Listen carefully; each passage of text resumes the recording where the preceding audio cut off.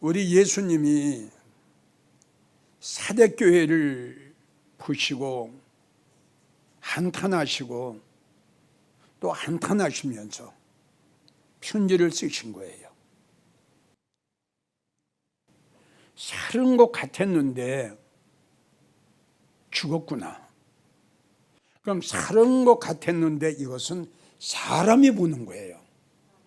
사람이 볼 적에는 그 성도가 참 믿음 생활 잘하는 것 같고 깨어있는 것 같고 성령 충만한 것 같고 은혜 많이 받은 것 같아, 사람이 볼 때에는. 근데 주님께서 보시니까는 그게 아니네. 이게 큰 문제가 되는 거예요.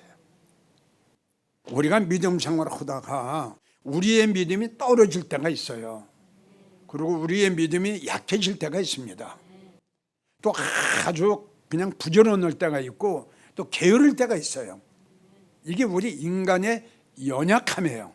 근데 여기서 중요한 것이 뭐냐 그러면, 내가 지금 믿음이 떨어져 가고 있구나, 내가 지금 영적으로 죽어가고 있구나, 이것을 깨닫고 이것을 느끼면은 다시 그 성도는 살아날 수가 있는데, 자기가 죽은 것을 죽은 줄 모르고 있는 거예요. 이게 굉장히 중요한 문제입니다. 전국에서 이 설교를 들으시는 장로님, 권사님, 집사님들, 이런 설교는 말세를 맞는 우리 정말 잘 들어야 됩니다. 그리고 이 설교를 들으시면서 여러 성도님들은 과연 내가 나가는 교회는 죽은 교회인가 살아있는 교회인가? 지금 사대교회입니다. 내가 나가는 교회는 살아있는가 죽었는가? 이걸 먼저 아셔야 되고요. 그 다음에 나를 바라볼 줄 알아야 돼요. 내가 지금 영적으로 살아있는가? 내가 지금 예배가 살아있는가? 찬양이 살아있는가? 믿음이 살아있는가? 기도가 살아있는가? 기도를 하려고 무릎을 꿇었는데 왜 기도가 안 나옵니까? 주님 앞에 기도하면 2시간, 3시간씩 기도를 했던 그 뜨거웠던 그 열정적인 기도가 어느 날인가 없어진 거예요. 내가 왜 이렇게 됐지? 언제부터 내가 이렇게 됐어? 그 뜨거웠던 나의 믿음이, 그 열정적이었던 그 나의 그 적극적인 믿음이 왜 이렇게 식어졌어? 무엇 때문에 이렇게 식어졌지? 왜 이렇게 식어졌지? 언제 이렇게 내 믿음이 떨어졌지? 이걸 알아야 될 텐데, 오늘 본문의 말씀 보세요. 어디서 떨어졌는가? 무엇 때문에 네가 죽었느냐? 무엇 때문에 네 믿음이 그렇게 바닥이 났냐? 네 믿음은 황무지야. 저 연못에 물이 없는 것 같이 네 심령 속에 있는 게 아무것도 없어. 바울은 이런 얘기를 했어요. 아주 심각한 말을 했어요. 너희가 교회에 나와서 믿음 생활하고 주여주여 해도 그리스도의 영이 없으면 너는 그리스도인이 아니야, 그랬어요. 여러분, 이게 얼마나 두려운 말씀이에요. 주님이 내 안에 계셔야지요. 그리스도의 영이 내 심령 속에 계셔야지요. 성경만 가지고 교회 다니면서 입으로 주여 주여 한다고 과연 그를 믿음의 성도라고 볼 수 있나요? 난 그렇게 생각 안 합니다. 우리는 연약해요. 우리는 미약해요. 넘어지고 쓰러질 수 있어요, 목사도. 그러나 지금 다시 한번 이야기한 대로 내 마음속에 세상에 들어왔을 적에 이때 내가 빨리 발견해야 된다 이거죠. 이게 중요한 건데, 성경을 가지고 교회를 나가요. 그런데 여기 예수님이 안 계신 거예요, 여기에. 우리가 성경을 보게 되면 예수님은 생명입니다. 요한 1차 1장 1절도 보게 되면은 하나님의 말씀은 생명이고 생명 되신 그 예수님이 말씀이거든요. 그러니까 내 안에 주님이 안 계신다, 그리스도의 영이 여기 없다, 그러면 목사하고 장로고 권사라도 실질적으로 진정한 그리스도인이라고 볼 수가 없는 거예요. 이거는 내가 말한 게 아니라 주님이 말씀하셨고 바울 사도가 이야기한 겁니다. 예수님이 십자가에 달려 돌아가실 때 그 연약한 여인 몇 명이 십자가 위에서 달리시면서 우시면서 몸부림치셨던 그 모습을 끝까지 보고 있었던 것은 그렇게 많고 많은 내노라 하고 주님을 따랐던 무리들 주님 곁에 다 떠나버렸어요. 주님이 십자가에 달리시기 전까지는 어떤 사람이든지 어떤 환난이 오든지 절대 나는 예수님 곁을 떠나지 않고 주님을 버리지 않겠다고 장담했던 그들이 주님을 다 버리고 떠났습니다. 그 이유는 뭘까요? 3년 동안 주님을 따랐던 그들이었지만은 그들의 심령 속에는 말씀이 없었고요. 그들의 심령 속에는 믿음이 없었고요. 다 입으로만 주여 주여 했던 무리들이었습니다. 우리가 평상시에는 주님을 사랑하는 것 같고 평상시에는 내가 살아있는 것 같고 깨어있는 것 같고 아주 믿음생활을 잘하는 것 같은데 막상 어려운 일이 닥치게 되면은 우리도 그럴 수가 있다는 결론이죠. 그러나 분명한 것은, 그러나 확실한 것은, 그러나 틀림없는 것은 그리스도의 영이 내 심령 속에 임재해 있고 그 생명 되신 하나님의 아들 예수 그리스도가 내 생각과 내 심령 속에 계시면 칼이 와도 위협이 와도 칼날이 와도 죽음이 와도 어떤 것이 온다 할지라도 그리스도 예수 안에 있는 이 사랑을 끊을 자가 없다 이겁니다. 살아있는 것 같은데 죽었다. 믿음이 있는 것 같은데 이게 웬일이냐? 알 것 같은데 쭉정이었구나. 내가 쭉정인 줄을 알았으면 될 텐데 쭉정이면서도 쭉정인 줄 몰랐기 때문에 나중에 불행한 성도가 된다 이거죠. 그래서 고린도후서 13장 5절 주님이 우리에게 말씀하셨어요. 믿음 생활 30년 40년 한 장로 권사 집사들아, 내 말을 좀 들어. 네가 믿음이 있는가? 네 스스로 시험하여라. 그리고 정말 네가 믿음이 있는가? 노아 같은 믿음이 있는가? 아브라함 같은 믿음이 있는가? 옥합을 깨뜨렸던 그 마리아와 같은 믿음이 있는가? 네 스스로 네가 한번 확인해봐라. 네가 이런 믿음이 있는가? 네 스스로 너의 믿음을 확인해보라고 말씀하셨어요. 다시 한번요. 예수님은 생명이에요.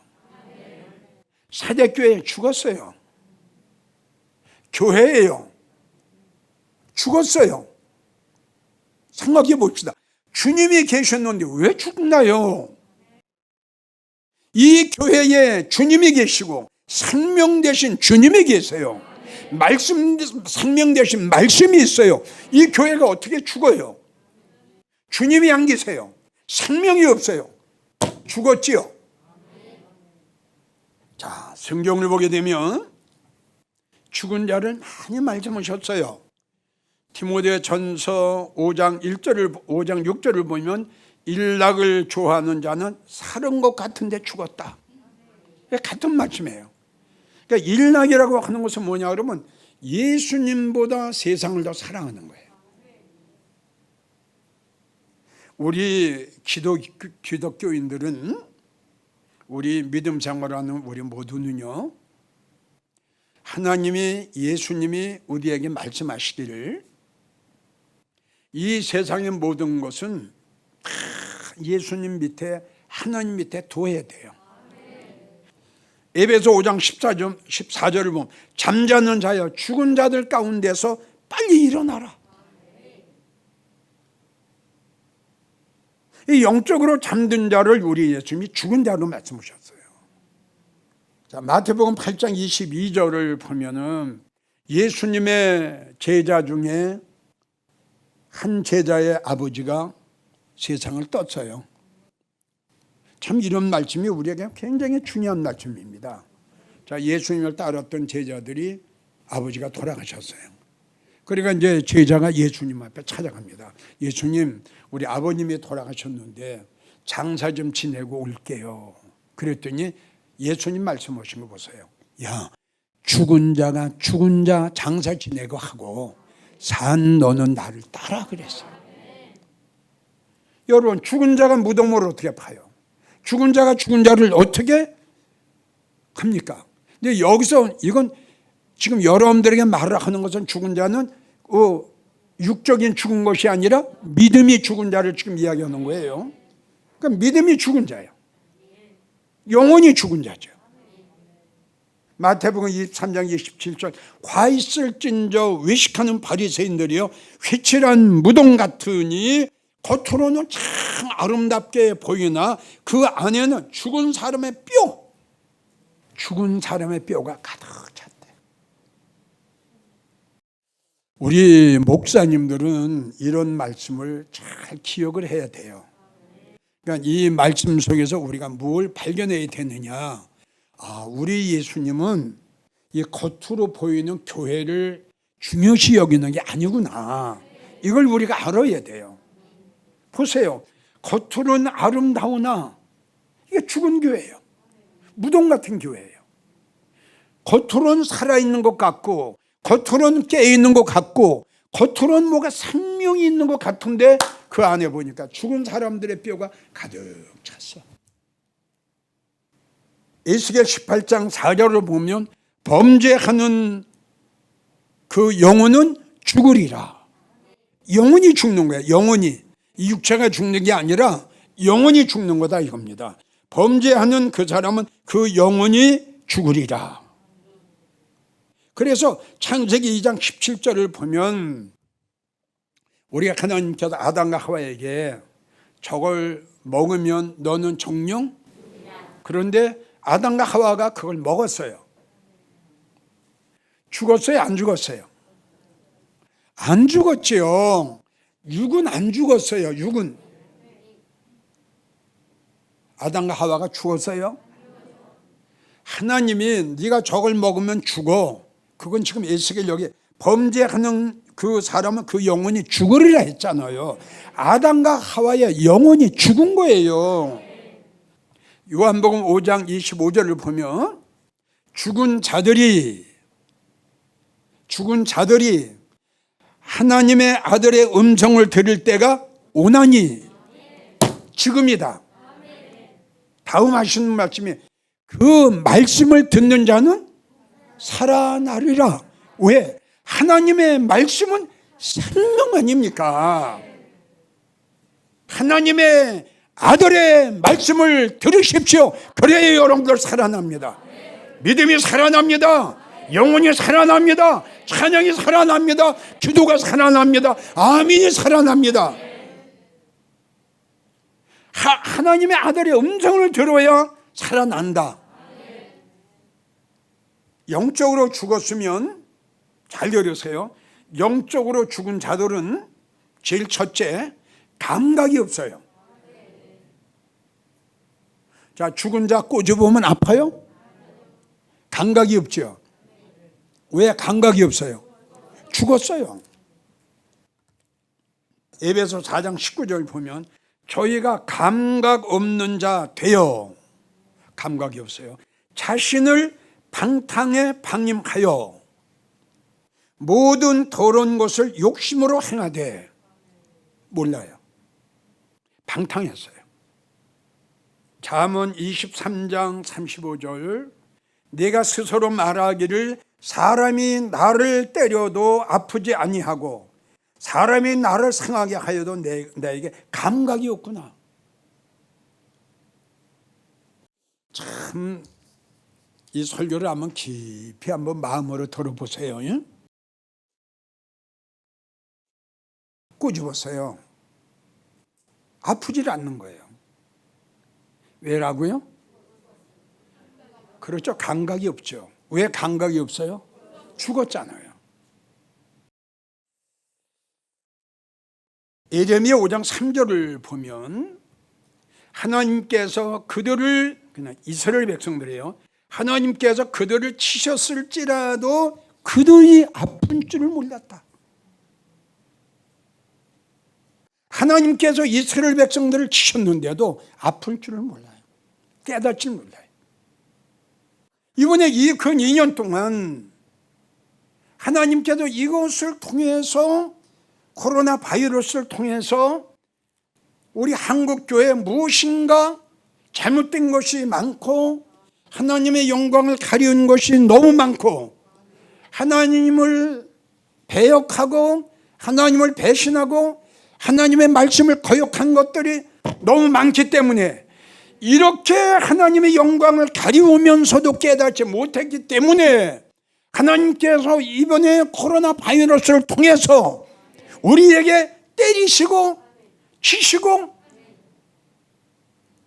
시련을 주시고 아프게 하셨는데도 깨닫지 못한다.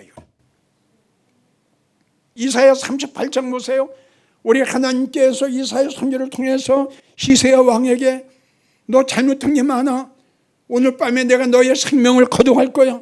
너 자식들 불러놓고 유언해라. 여기서 왕이 두 손을 드는 거예요. 여호와 하나님, 내가 잘못했습니다. 바로 왕복을 벗어버리고 얼굴을 벽으로 향해 얼마나 무릎을 꿇고 하나님 앞에 용서를 빌었던지, 성경을 봤더니 하나님께서 그의 눈물을 보셨어요. 얼마나 가슴치며 몸부림치며 울었던지, 하나님 그의 눈물을 보시고 그의 기도를 들으시고 죽을 수밖에 없는 시스기야 왕의 15년의 생명을 연장해 주셨어요. 그 이유는 딱 깨달았어요. 잘못했어요. 회개했어요. 니느웨 성 보세요. 멸망시킨다고 그랬어요. 왕을 비롯해서 모든 어린 나이 짐승의 일기까지 물도 마시지 않고 단식하며 하나님 살려주세요. 하나님 살려주세요. 삼손, 하나님 이번 한 번만 용서해 주세요. 이번 한 번만 나를 용서해 주세요. 이러한 회개 역사가 일어나야 될 텐데, 한국교회는 이렇게 하나님이 우리를 때렸는데도 아플 줄 몰라. 하나님이 우리를 이렇게 치셨는데도 회개할 줄 몰라. 지금 여러분들에게 소개한 대로 잠언 15장 10절을 보면 하나님의 말씀을, 하나님의 도를, 하나님을 배반한 자는 엄한 징계를 받을 것이다. 아멘 하세요. 하나님의 말씀을, 하나님의 도를, 예수님 외에도 구원이 있다? 다른 종교에도 구원이 있다? 이 어리석은 미련하고 하나님 앞에 벌받을 자들이요, 이런 일을 하면서도 회개할 줄 모른다. 이런 엄청난 죄를 지었으면서도 깨닫지 못한다. 하나님의 도를 배반한 자, 나를 배반한 자, 나를 멸시하고 나를 거역하는 자, 너는 엄한 징계를 받게 될 거야. 얼마나 무서운 말씀이에요. 이 경고의 말씀이에요. 아플 줄을 몰라요. 죽었어요. 그래서 두 번째, 영적으로 죽은 자는 때를 분별을 못해요. 농사 짓는 사람이 봄, 여름, 가을, 겨울 이 때를 모르면 어떻게 농사 짓습니까? 에레미야 8장을 보면 주님이 이렇게 말씀하셨어요. 야, 이 백성들아, 하늘을 날아가는 두루미도 제비도 학도 때를 알아. 말 못하고 하늘을 날아가는 제비도 두루미도 학도 때를, 올 때를 알건만 나를 믿는 이 백성은 때를 모르고 내 윤례를 알지 못해.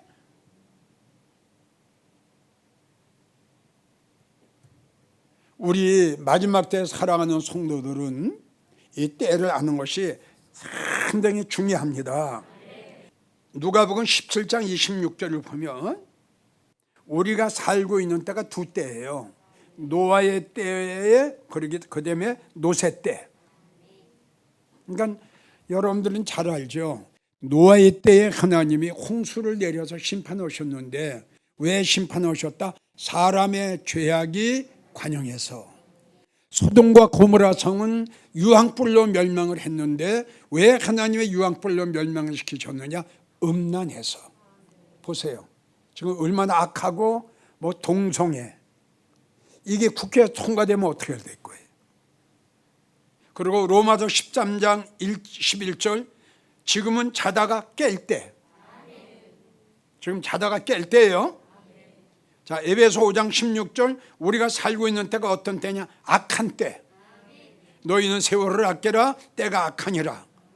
요한 1서 2장 18절 우리가 살고 있는 때가 어느 때다? 마지막 때. 디모데후서 3장 1절 말세. 근데 우리는 마지막 때에 세상 끝날에 살고 있으면서도 이걸 모르는 거예요, 이걸. 그래서 성도들이요, 마태복음 24장 45절 46절 말씀하시기를 어느 목사가 지혜가 있고 총명이 있어서, 박사 아니에요, 그 집 성도들을 맡아 그 때에 맞는 설교를 해줄 자가 누구냐? 없다는 거예요. 이게 현실이에요. 그리고 하시는 말씀이 이렇게 그 시대에 맞는 설교를 하는 종은 예수님 만나 큰 축복을 받게 될 거고, 그 시대에 맞는 설교를 듣는 성도도 큰 복을 받게 될 것이다. 그래서 구약에도 뭐라고, 전도서 10장 17절 때에 맞는 꿀을 먹는 너희는 복 받았다.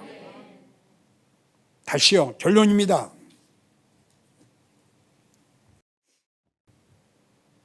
죽은 자는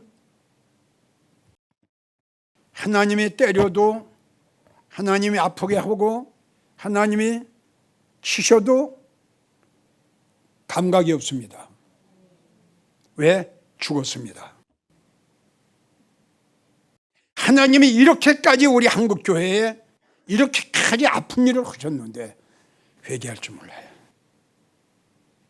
두 번째, 죽은 자는 분별력이 없어요. 때를 몰라요. 분명히 우리가 살고 있는 때는 노아의 때, 소돔과 고모라 성 때. 그리고 마가복음 1장 15절 때가 찼다. 그리고 하시는 말씀이 하나님 나라가 심히 가까웠다. 성도들이요, 다시 한번 여러분들에게 간곡하게 부탁합니다. 정말 간곡하게 부탁합니다. 교회 보지 마십시오. 교회가 얼마나 아름다우냐, 교회가 얼마나 크냐, 교회가 얼마나 웅장하냐 보지 마십시오. 단 내가 나가는 교회 목사님은 생명의 말씀을 전하는 목사, 내가 나가는 교회는 말씀이 충만하고 성령이 충만하고 은혜가 충만한 교회, 죽은 자가 아니라 산 교회. 꼭 이걸 분별하셔서 여러분들 이대매 이 세상 떠나 천국에 가서 주님 앞에 믿음 생활 잘했다고 칭찬받는 여러분들이 되시기를 예수님의 이름으로 간곡하게 부탁합니다.